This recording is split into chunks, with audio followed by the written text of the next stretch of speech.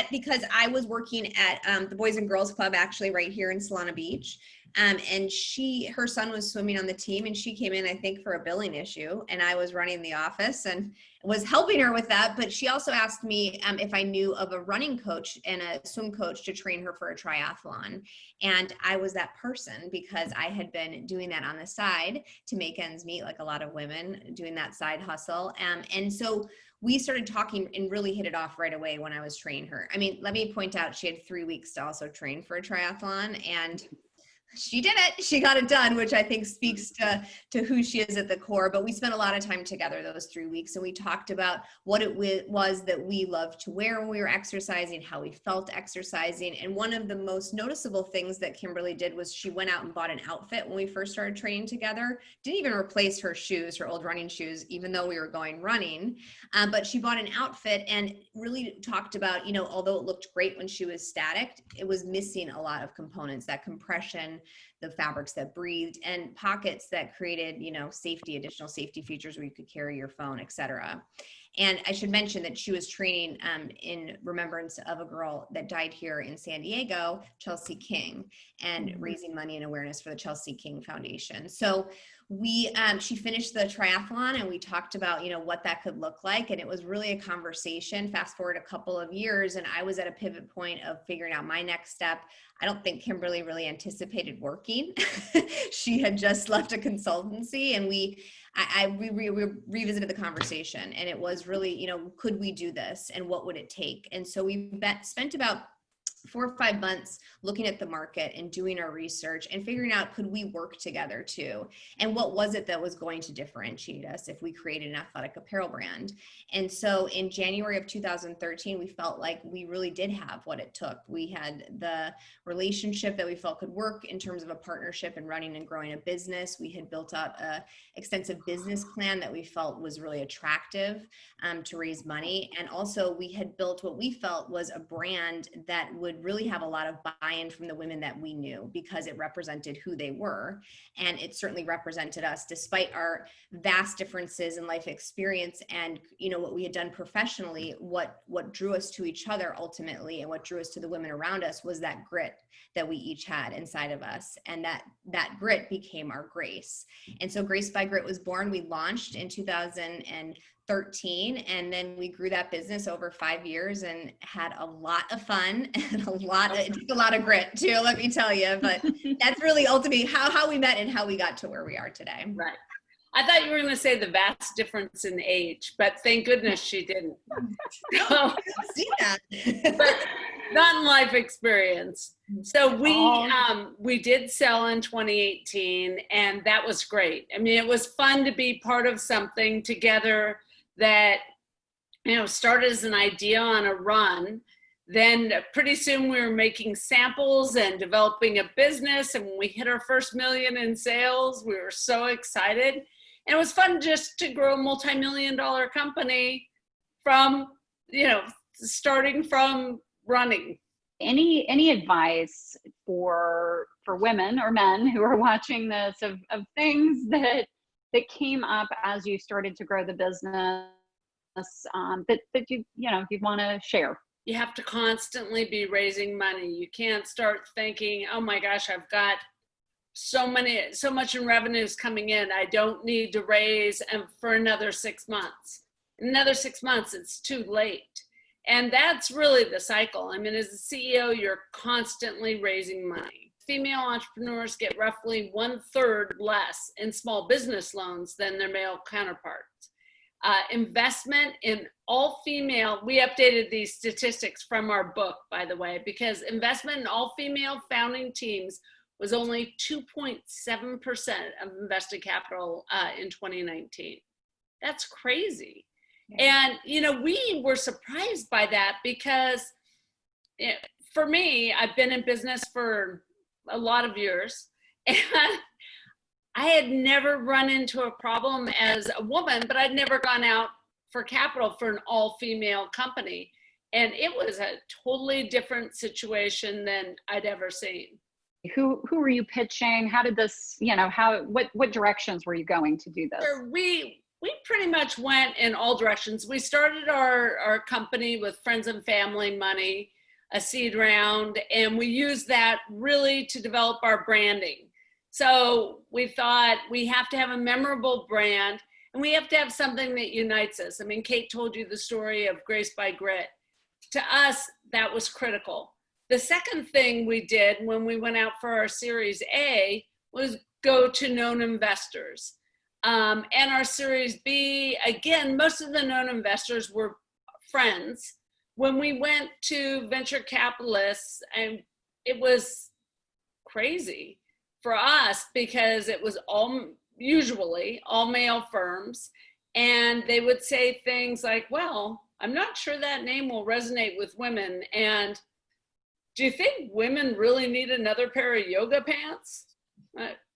So it was crazy. But here's the interesting thing. I mean, if you look at part of the reason female-led or female co-led teams receive less funding is that the decision makers are almost all male. In the US, in VC firms, less than 10% of the people who write the checks are female. A lesson that we certainly learned, and I think part of the naivety to the discrepancy of who's being funded was that we thought women that are high net worth women will be interested in investing in two women that started a business. And the challenge that we had was that women weren't taught to invest, and investors are primarily men. So we barked up the wrong tree for a long time, and we're ahead of our time really in thinking that we could make an impact and change that game by ourselves, you know, in terms of getting investing. And so that was a really hard lesson to learn.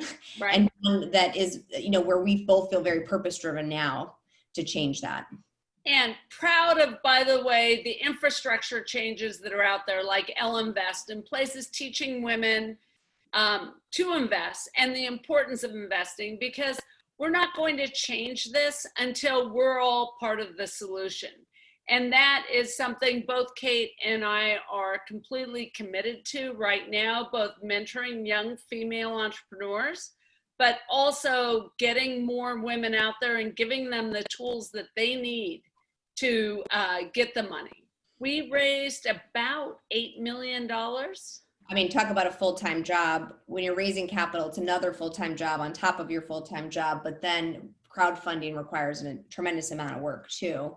But it opens up the opportunity, especially for women who might not be accredited investors, but where they can have a stake in the game for a company that they believe in and support. And that was really what we were looking for, was a vehicle, because we were approached by so many women that did say they wanted to invest, but they weren't at that level where they could invest as an accredited investor. So I do think it's worth mentioning, because it's an interesting opportunity in a way that we did build some of our success, and certainly built a community of people that were passionate about what we were doing outside of just the apparel, but what we were really ultimately going after too. So we started with friends and family, angel, VC, and then we went to crowdfunding towards the end.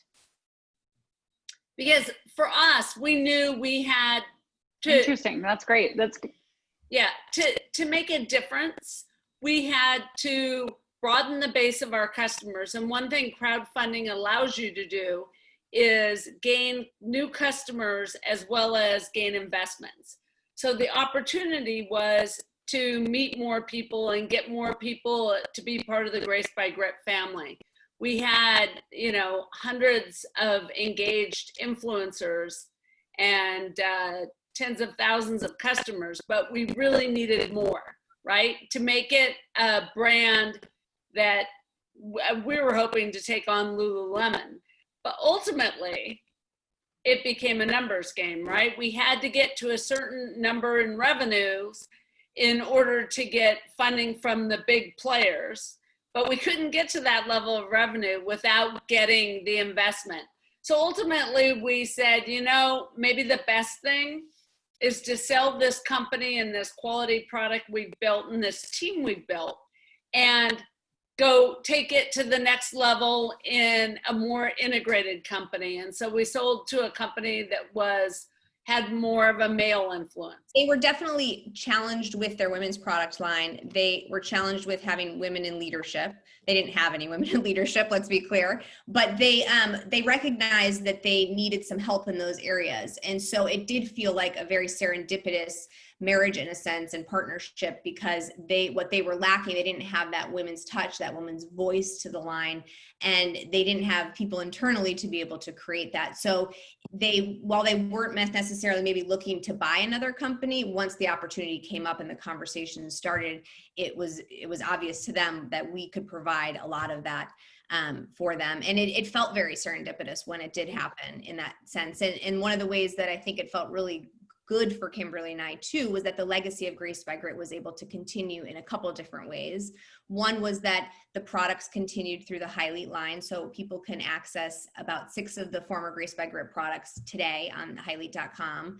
But also when you purchase any of the women's products at Highlight, 1% goes back to the Graced by Grit Foundation, which we started to remember what Graced by Grit stood for. And so the foundation itself is a scholarship fund given to young female athletes going to college. And we want to make sure that we recognize the importance of athletics as we're going forward, because we know that women that hit that C-suite participate, 94% of them participate in collegiate sports. And so there's so much to learn from there. And we want to continue to encourage that so women can rise to the top and it can become more equitable. So that feels really, really good to have that happen as an exit too. And we just awarded our first scholarship. Yeah. Were you both in total agreement? Was this just an easy, free sail through? Just talk about that process a bit. Yes, we were in complete agreement. And no, it wasn't an easy sail through. But it was a tremendous amount of work. We thought that, we're so good and we have such great customers, it's going to be so easy to sell it. And it was a big New York investment bank that actually suggested this. The guy couldn't invest in us because he doesn't invest in anything south of 50 million in revenue. And he said, I woke up in the middle of the night with this idea for you. And really, it just shows though how great our customers were and our investors. They would get so excited about the opportunities for Graced by Grit. So from there, we made the initial call to Highlight, and it ended up happening. It was like any negotiation. It wasn't always easy, but ultimately great. And I think we all got what we wanted. So it was good. Coming to that decision, to your point, I think it was a hard point to come to, because it was, okay, we're not having success raising any more capital. So what do we do? Do we fold? Do we sell? Do we try to merge? And we did think about merging with other female founded brands that were like-minded. And actually here in San Diego, where we thought maybe joining forces could get us to a revenue number that would be more attractive for the big players to then come in. But they weren't interested. So and some of them that were interested, strategically, we didn't feel it was best for our brand and for our employees for the long term. What we wanted is a company that we felt would really grow and grow with our brand. We didn't want the company that we sold to come in, run into some of the same problems we'd had. Mm-hmm. So it was interesting as we decided to choose which suitor to take. Mm-hmm. But it's like a baby, right? You just want to make sure it has the best home possible to grow. Yeah. So we're super excited with the results and happy that Graced by Grit products are still out there for our customers. We have so many loyal customers from Graced by Grit that want to continue to buy those products. And we are extremely pleased that Highlight not only embraced the idea of the Graced by Grit Foundation, because within Graced by Grit, the Gritty Girls element was a very important part. We had a woman that worked for us, Sarah Anderson, that is a coach, a teen coach. And what we saw in some of these girls that came to, we had a program called Gritty Girls in Grace by Grit, and they would come and learn tools for dealing with those tough moments in life that can make and break you. And we wanted to find some way to continue that and continue the legacy of Grace by Grit, but something that would give back and also create more women in the C-suite, more women out there in those VC chairs. And the best way to do that is to find women headed to college that are doing sports. One of us was ready to continue working, so we wanted to find a place where not only would we be able to sell the company, but Kate would also join the company in an executive spot. We also wanted to find a place where our employees, and we had the best employees at Grace by Grit, but where they would find a home and also find a place for professional development. So that was important to us. We did an all stock deal because that made most sense. We really believe in this company. So our investors got stock in Highly. And, you know, it's our belief that that is going to be a great investment for them. So those were things that were important to us. When we transitioned, Kate went over as the only woman in the C-suite, and now she's on the board of directors of Highly. Yes, I am. Yes, I am. Moving on up. But I have to say, and I, Kimberly, you hit on all the points that I would say were really important to us to look at. I mean, you know, I couldn't say it enough that making sure we had a home for our employees and making sure that what the genesis of the brand wasn't lost. And I think that was really important to us. And that's why the legacy, you know, the foundation was created, and that it's on every hang tag of every woman's product that talks about that, because we understood the value for us. And that was part of a negotiation too, right?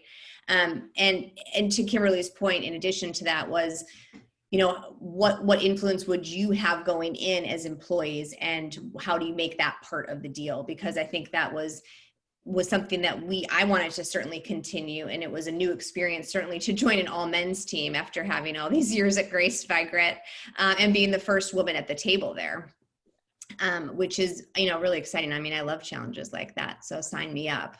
But, you know, it was also, the culture was so similar in terms of, despite the major differences in terms of focus for the brands, the culture was similar in really believing in their employees and interested in that professional development too. So we wanted to make sure that we hit on that. But you don't always get to check all the boxes, right? So you have to figure out what makes the most sense. Yep, absolutely. One last question on that, Kate. How did your employees react? I know that can be a tough conversation to have. And in some of my other conversations, I've talked to founders who said, you know what, I told my employees way too early. And then the deal took months and months and months. You know, I wish I would have waited, or, you know, vice versa.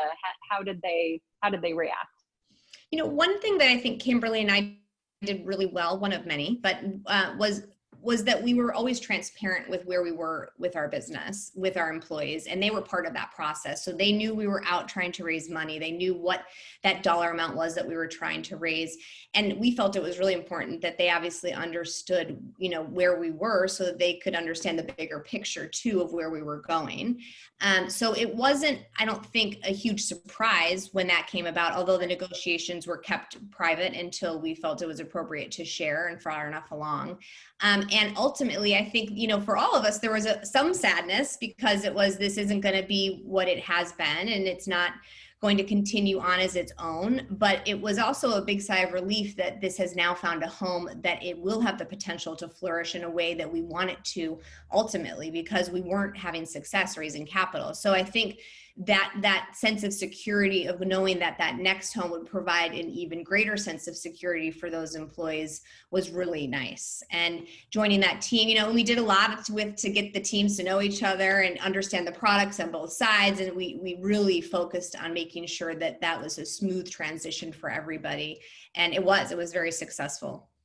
We still have Grace by Grit cocktail parties. And during the initial stage of COVID, Kate was leading ab workouts, so all the former Grace by Grit only to them. spread throughout the country would get on the Zoom call, and she would lead us through an ab workout or a core, some kind of core workout. They missed me coaching them is ultimately what it was. But I think they miss her yelling at them. Yeah, And no. I'm but allowed to. that's great. And we still, our employees, we just had the best group of women, and women at every stage of their lives. We had high school interns that were phenomenal and still part of the team. We had college students. We had people fresh from college. We had women with 30-year careers, top executives at Qualcomm that left their job to come work with us. So we had just the variety of women, but all different backgrounds, but we seemed to meld pretty darn well. Yeah. It was fun. Awesome. I bet. That's great. So in wrapping up, tell us, Kate, I know you're on the board and you're still very involved in the company. I know there's a book out. Anything you want to talk about or share what the two of you are focused on right now? Perfect. The book has done really well. It is available you can get it on your Kindle. If you want to hear us speak, you can get it in audio or the paperback, all available on Amazon. And the book has been fun because it's led us to some mentorship opportunities, also some speaking engagements, which we've really enjoyed and may lead us yet to another path. One of the reasons we wrote the book is customers were always asking us, okay, I have this idea and I want to start this business. How do I do it? And we would tell them many things, and they'd want anecdotes of people we knew. And we started writing it when we were at Grace by Grit. And even after we sold the company, people would still call us, and we said, okay, you know what? We're going to publish it. Let's put it out and see how it does. And it's done really well. The second part that was really important to us is the helping women get into the C-suite. And that's the focus of the Grace by Grit Foundation. And I think frames a lot of what each of us do personally and professionally. I mean, the time is right now. I mean, women have always been smart, and they've always been hard workers, but the opportunity now to get in that C-suite it's there. And we're at an interesting point in our nation. And I think it's a moment that women need to seize an opportunity. Yes, I could not agree more with everything she said. And particularly, I mean, I think you even talked about this. I watched your TED Talk about how many businesses are starting, right? And I can only imagine right now, because this is a gritty moment for our nation, and it's a gritty time for so many people where they have to reinvent themselves and discover what that next step is for them. And I think so much good can come out of that, so many wonderful ideas. And especially for women, this is that pivot point of, I have an opportunity to really lean in here and create something great and create a new narrative, because it's time for that to happen. It's time for venture capitalists to understand the importance of investing in women. It's in time, if it goes right, it goes big. But I think, we're trying that certainly with the foundation. We've put in this book, the way in which we feel are the steps and what you should be looking at as you're building a business. All those questions that we got all along the way are answered in this book, as well as we shared a number of stories of women that represented the values that we felt, the core values we felt it takes to start a business, and that represent that in their daily lives, not just professionally, but personally, that we had the pleasure of working with through Graced by Grit. And so you get to hear these stories and they can really resonate with you, and you can relate where if they can do it, I can do it. And that could be me. And I think there's power in that. And certainly we felt it with Grace by Grit. The community we built was about sharing those moments that are so hard, and then feeling like you had a community to support you, and understanding that you could get out there and sweat your story wearing incredible clothes, but that sweating your story is going to bring you this grace, because you're going to learn how to fight and you're going to learn how to dig deep, whether you chose to make a decision or not. And so I just think right now it's such an important time, because we're all feeling the pain. And I think we should be seizing the opportunity to reinvest and reinvent what this looks like. Perfect. Right on, sister. I mean, don't get me started.